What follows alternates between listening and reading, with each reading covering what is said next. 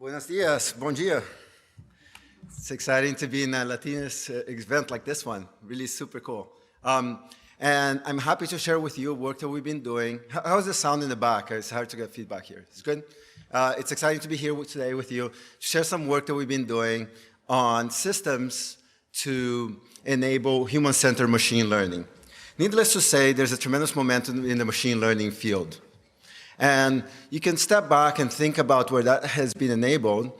First of all, I see decades and decades of research, most of which stayed in papers until we had enough data to scale the models that we wanted to learn from. With the advent of the internet, we've seen a massive scale of data, which has enabled the research community to do even more.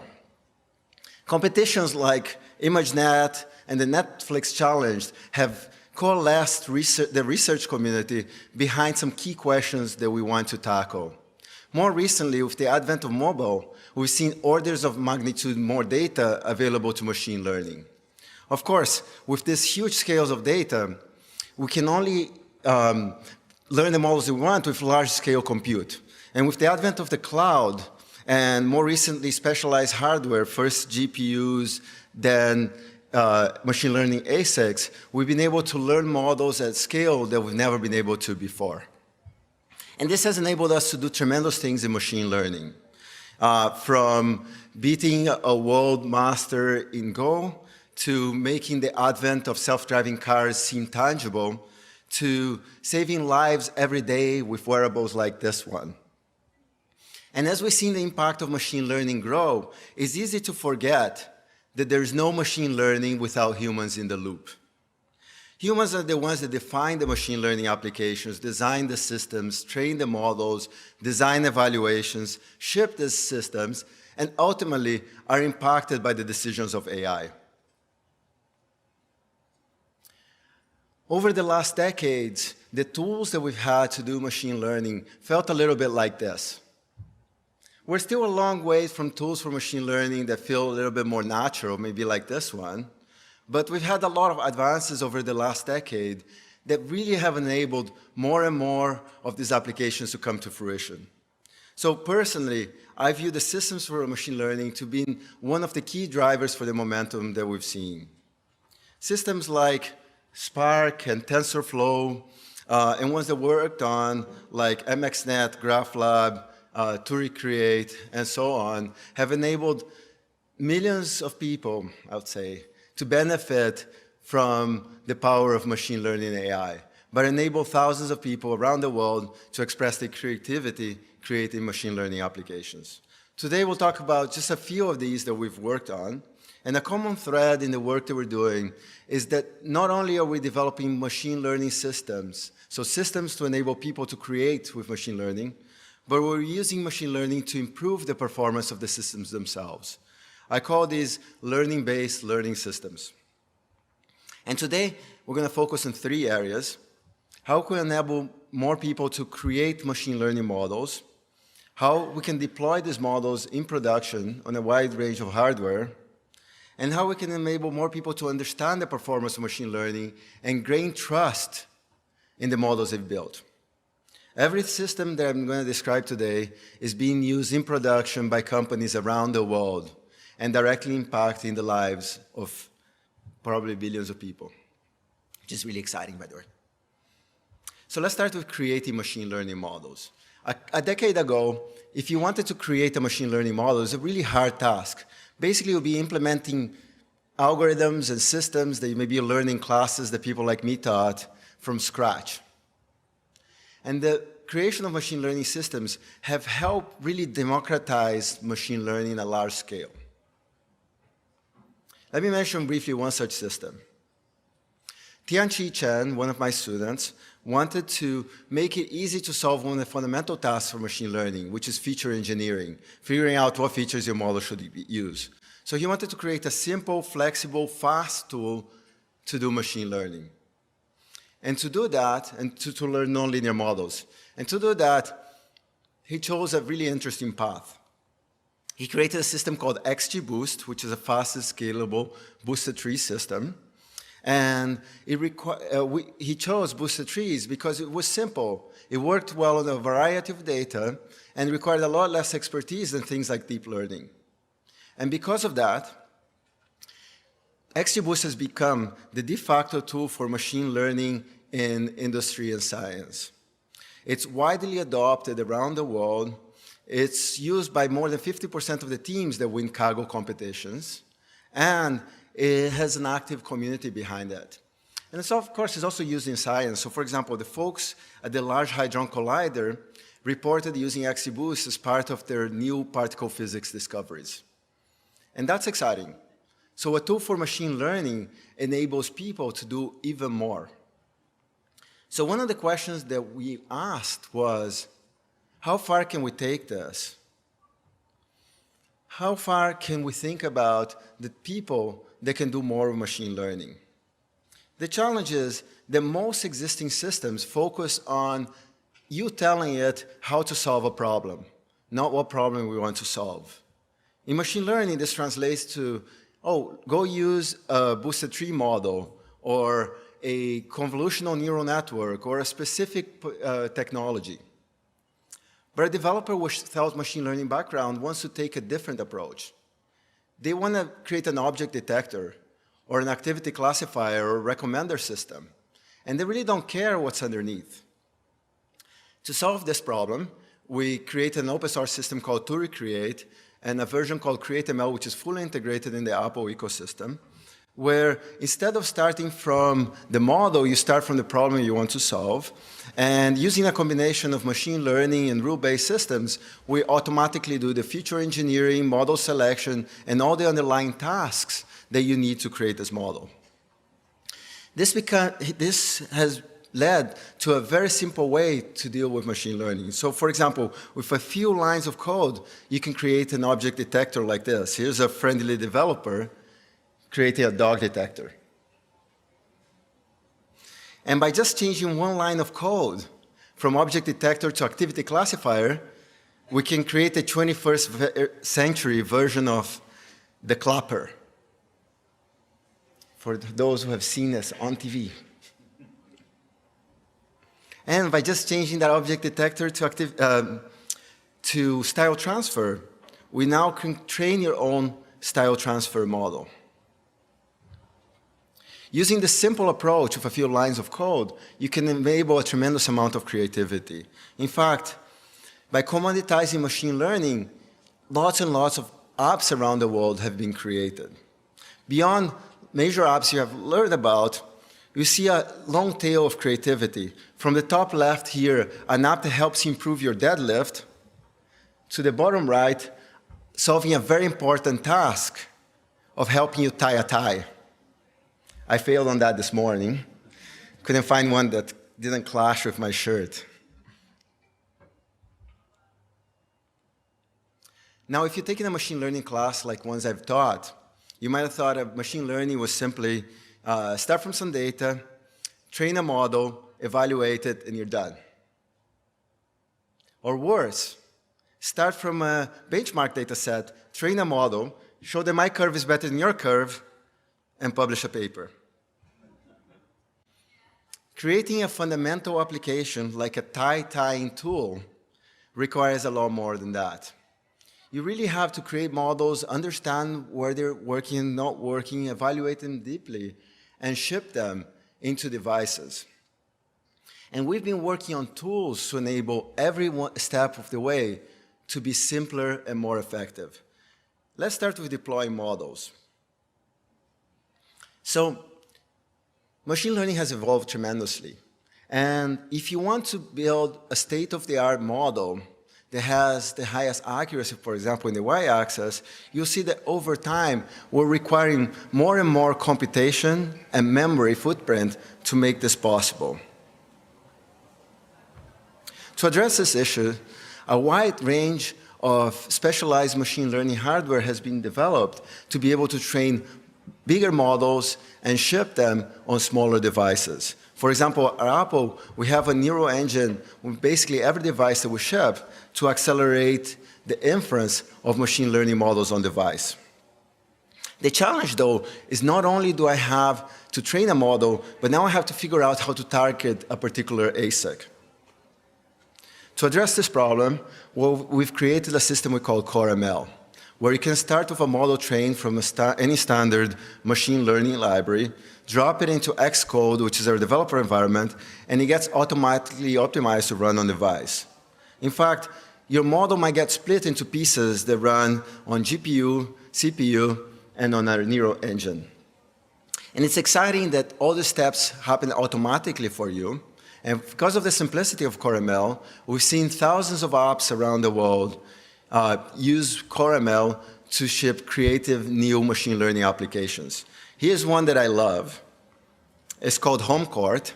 You put your phone or iPad to track when you're playing basketball, and it tracks you, the ball, your pose, and helps you figure out when you're doing well, when you're not, why, and how you can improve the game. It's super cool.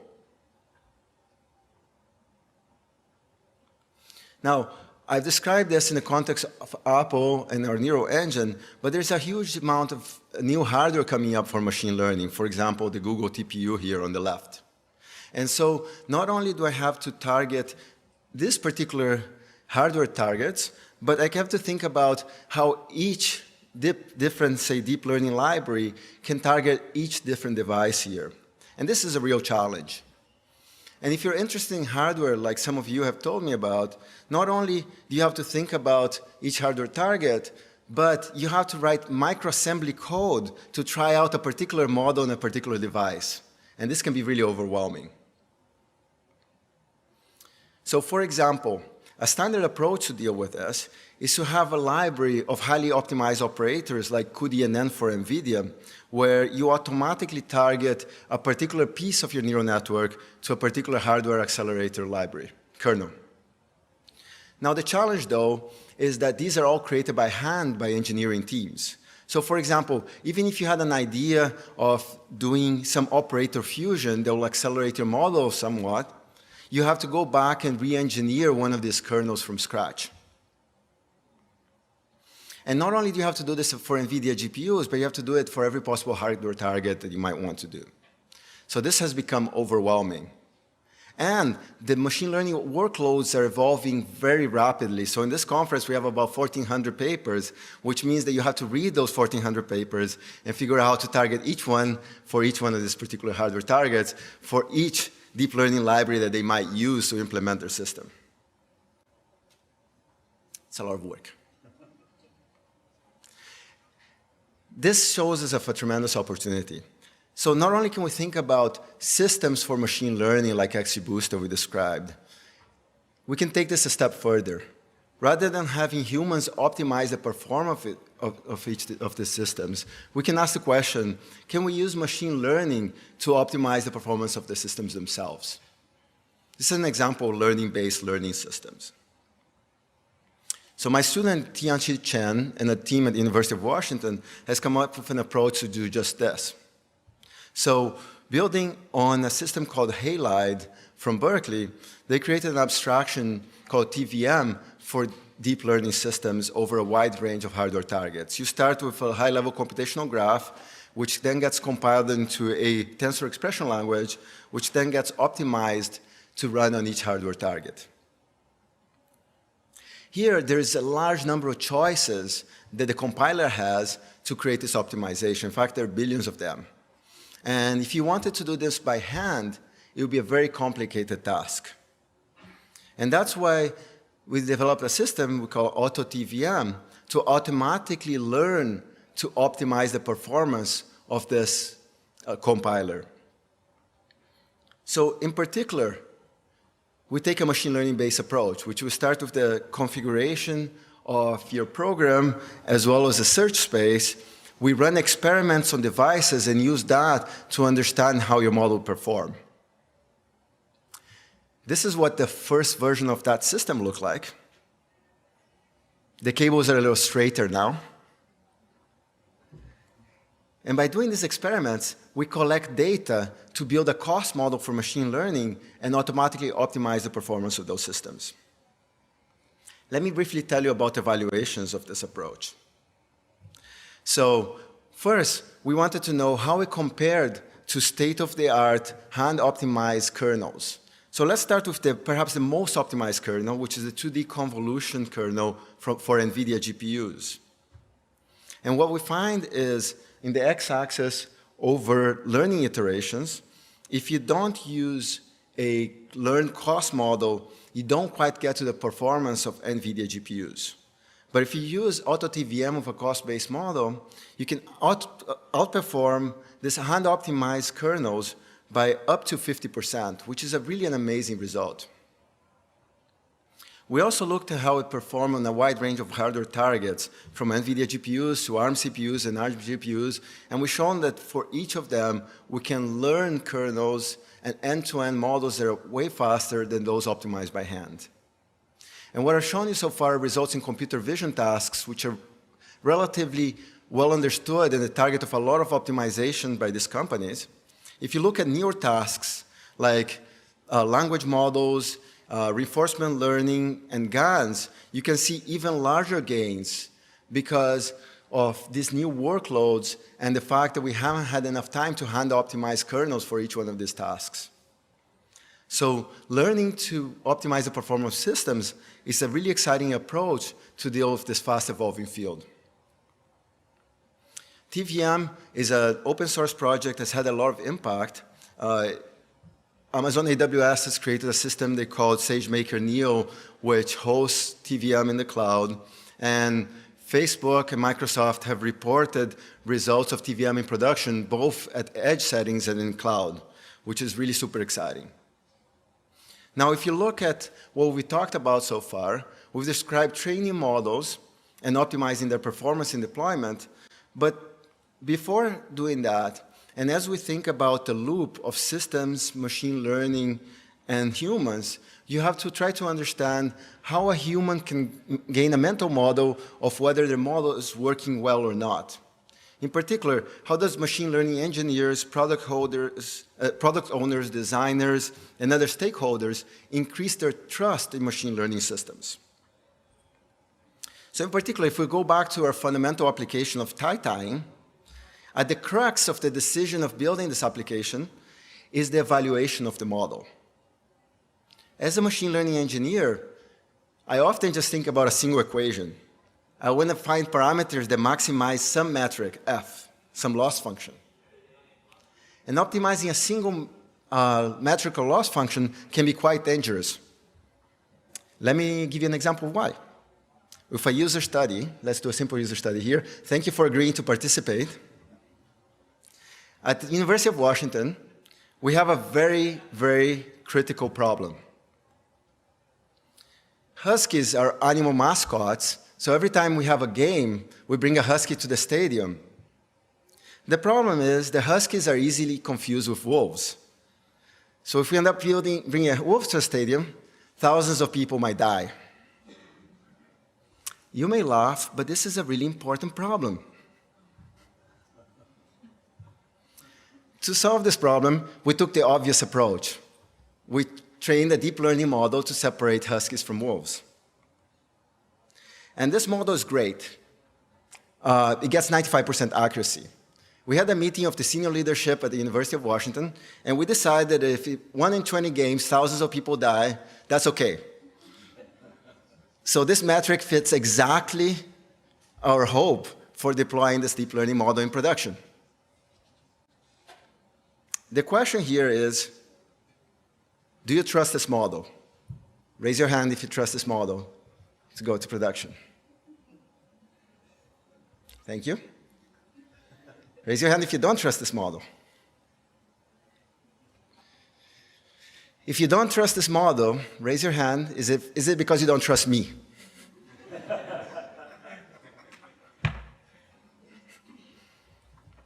Why don't you trust this model? It's hard to trust just a single metric when lives are at stake, thousands of lives. We really want to examine the model and understand deeply when it's working and when it's not working. And my student Marco Ribeiro came up with a great way to try to understand that for a system we call LIME. where we try to extract the parts of the input that were most relevant to a decision. So for example, for this prediction of a husky, the image on the left and the point on the right shows the parts of the image that was most associated with predicting this to be a husky.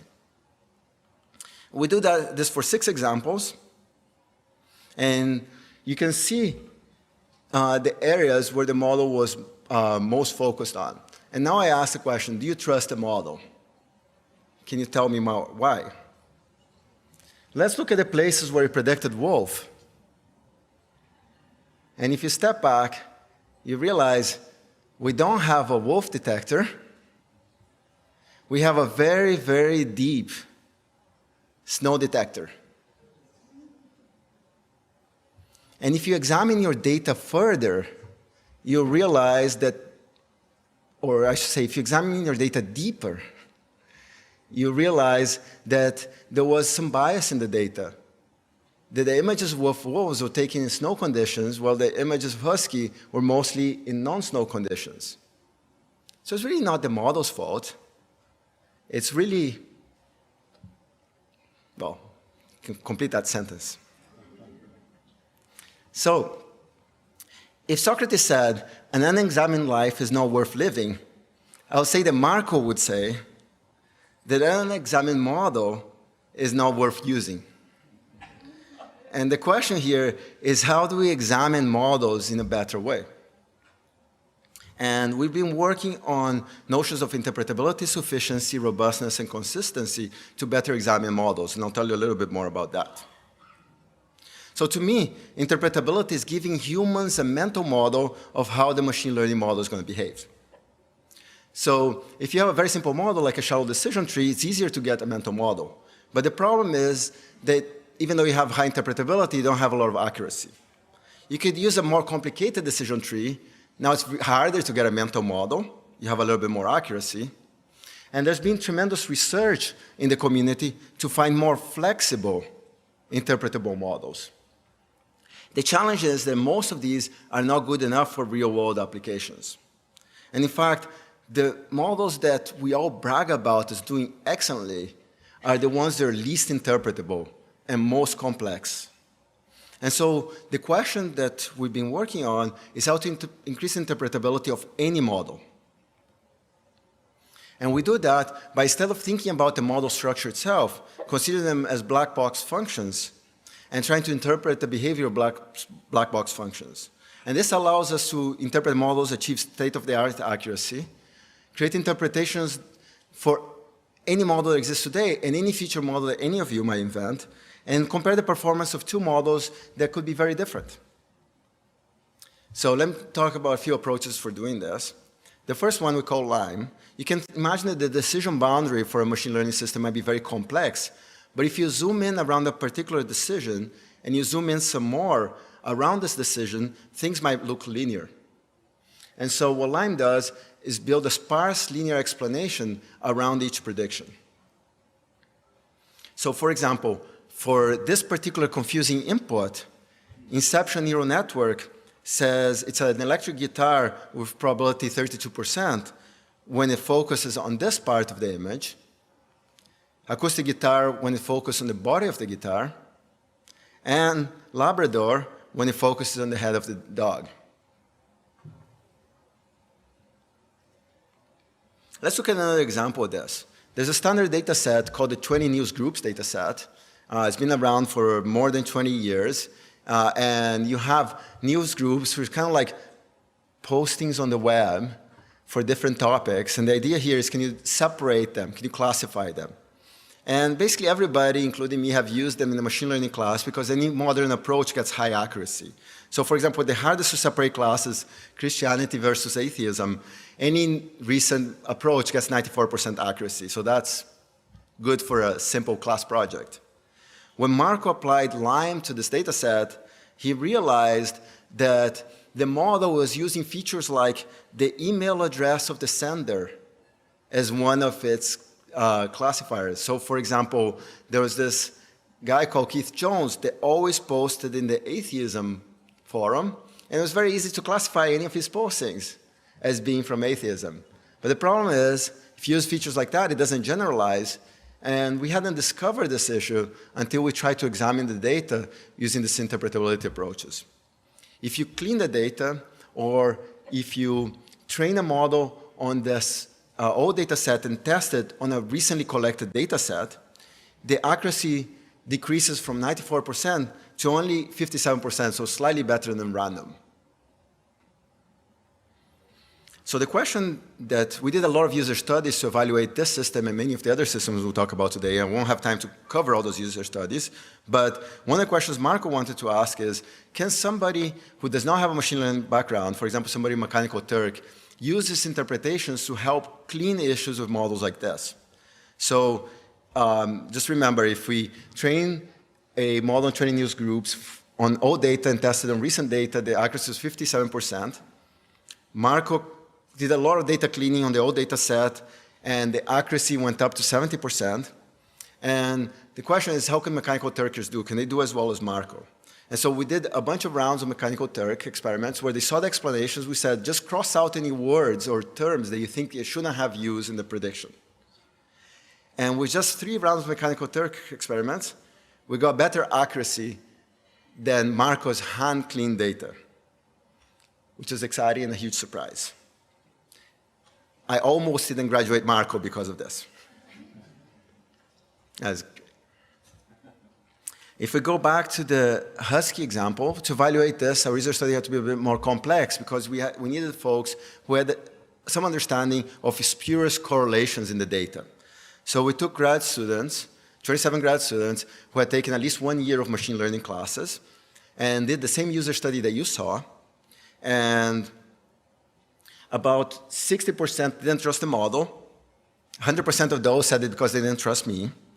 And about 40% had this no insight when they just looked at the predictions of the model.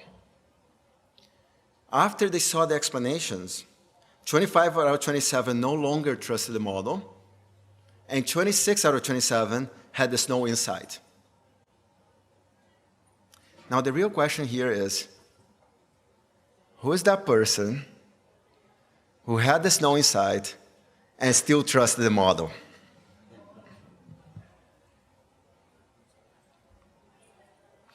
Examining models and getting a better understanding when they work and they don't work is fundamental to the success of machine learning. Let me give you a few more examples of this. The second approach that we take is sufficiency. So rather than finding a locally linear explanation, we want to find regions of the space where the predictions are stable. So a simple task, a simple benchmark task, is given some demographic of information of a person, can you predict their salary, whether it's higher than lower than 50K? If you use Lime to interpret one of those predictions, it's pretty diffuse explanation and hard to interpret. However, with a system we call anchors that tries to find stable regions, for this particular prediction, we realized that the model predicts that somebody has a salary less than 50K with 95% probability if they have high school education or less. So this gives a really good understanding of how this particular model behaves in this space. But let's look at another task. This is a pretty amazing task. It's called visual question answering. So given an image like this, you can answer a question like, what is the mustache made of? And a deep learning model will say banana. Really pretty cool. Or you can ask the question, how many bananas are in the picture? And you'll say 2, which is also pretty amazing. But if you look at anchors on the question, you'll see that the anchor for the first question is the word what. So any question with the word what gets the answer banana. So for example, what is the ground made of? Bananas. What's the hair made of? Bananas. What is the head of the US? Bananas. Wait, sorry. And the second one, the anchor is many. So any question with the word many gets the answer 2. So for example, how many people are in the picture? 2. How many is too many? Obviously 2. So by approaching models with a deeper analysis, you can understand problems like this. And these are not just issues of the model. What these represent are coverage issues in the data and issues in the underlying training process. And if we don't recognize them, we might end up shipping models that look good on paper, but have significant flaws. To provide another understanding of these flaws, let's look at the robustness of machine learning models. So here the picture is, can we perturb the input to change the prediction of a model? There's been work in the machine learning community where you take an image like this, you add a small invisible perturbation, and you change the prediction, let's say, from panda to gibbon. This is good work if you're trying to think about the security of models, but it doesn't give me a lot of insight into where the models are working on failure. I would like to understand perturbations that humans will perceive, but the models are missing out on. These are real issues from a practical perspective. So for example, you can, in visual question answering, you can take this image and ask the question, what type of roadside is shown? And it says stop sign, which is amazing. Or this paragraph in a question answering system and ask, how long is the Rhine? And it says 1,230 kilometers, which I also find pretty amazing. However, in the top question, if I change the word what to which type of road sign is shown, now is a do not enter sign. And if in the second question, if I change it from how long is the Rhine to how long is the Rhine for an extra question mark, now it's over 1,050,000 long, which is a problem. So can we detect these issues? Can we find the semantically equivalent adversarial examples that break such systems? And the approach that Marco took is to use paraphrasing models to find semantically equivalent alternatives to a question and find ones that break the model. So those are adversarial. So for example, for this particular image, you can ask, what color is the tray? And it'll say pink, which is amazing. But you find paraphrasings like, what color is the tray? With a British accent. Now it's green. So I guess it doesn't like Britons. And which color is the tray? Is now green. So I guess it doesn't like Latinas like me who confuse what and which. Again, I'm making a joke of it, but the fundamental underlying problem here is that data coverage and issues with training can go unperceived, and that can lead to fundamental flaws in the approach we're taking. So we need to figure out ways to recognize it. And in this case, what Marco did is automatically find areas of the space or rules, like changing what to which or adding extra question mark that break the model, and use those to improve the robustness of the underlying model. So with a data augmentation loop, he's able to significantly improve the robustness of machine learning models without decreasing their overall accuracy, which is exciting. So machine learning models are prone to bugs. They're very flexible, and they can be accurate, but they end up being maybe over-focused on the distribution data that you started from. And that's why finding semantically meaningful flaws in models is really important. So we talked about 4 ways, or 3 out of 4 ways to do this. And this work has had a lot of impact.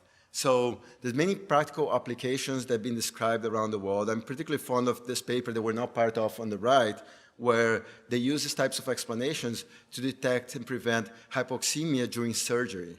It's also one of the fundamental motivators for the DARPA XAI program, and has been applied in practice in industry around the world. So today we talked about methods to create, deploy, and trust machine learning models. And it's important for us to be thinking about this very deeply. The decisions of AI impact people every day. And we have issues of bias are prevalent in our society. Here's my son and daughter watching a show that they love, which I hate, called Paw Patrol. In this show, 6 dogs go around on life-saving missions.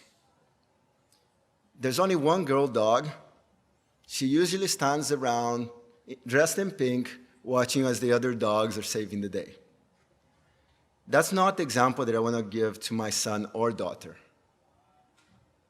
And as they experience the world through devices more and more, we have to be thoughtful about how the decisions of the AIs that we're making are being translated and reinforcing the biases in the world.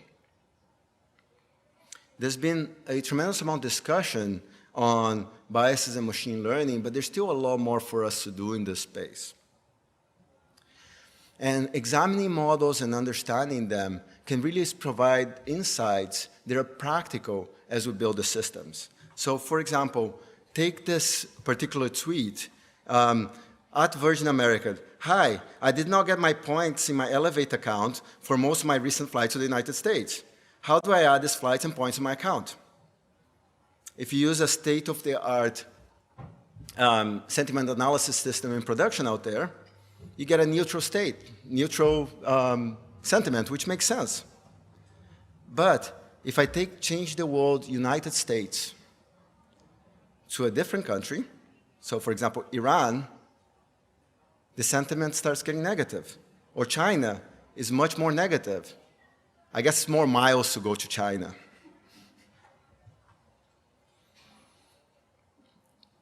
Now, if you just take a single word, the country name, and you run it through state-of-the-art sentiment analysis systems, you see that countries like United States and Australia have totally positive sentiment according to the systems, while Turkey and Vietnam have totally negative sentiment. In fact, if you sort the country names according to the WHO ranking of wealth, you'll see that the single world sentiment for high-income countries is much higher than for low-income countries. And you have issues of gender as being also fundamental. So for example, if you take a state-of-the-art question answering system and you give the question, the input, Nathan's a doctor, Melissa's a doctor. So Nathan is not a doctor, Melissa's a doctor. You ask who is a doctor, it says Nathan. But if you change that to Maria is not a nurse, Carlos is a nurse, you ask who's a nurse, now it's Maria. In general, if you take person 1 is not an X, person 2 is an X, and you look at all the alternatives here, you'll see that female names are associated with nurses, male names are associated with doctors. And these represent biases in our data and biases in our society, which are automatically reflected not just in biases in our systems, but places where our systems fail. And it's important for us to dig in and think deeply about why these things are happening and how we can prevent them. And as we're building systems that have impact in the real world, systems like the ones we participated in, like Face ID for unlocking your phone, or systems for new health applications, we actively at Apple working on building technology for everyone and think about how to make the systems ultimately fair. But still, there's significant research momentum in the theory and techniques in the ethics of AI. However, many of these systems feel abstract and out of touch, and it's hard to understand how you can translate this theoretical understanding into practical decisions they can make every day. So my thought and my call is that we have to go beyond systems for optimizing business metrics and understand the key issues of fairness, transparency, and privacy that are indispensable to creating the technologies we're looking for the coming decade. Thank you very much.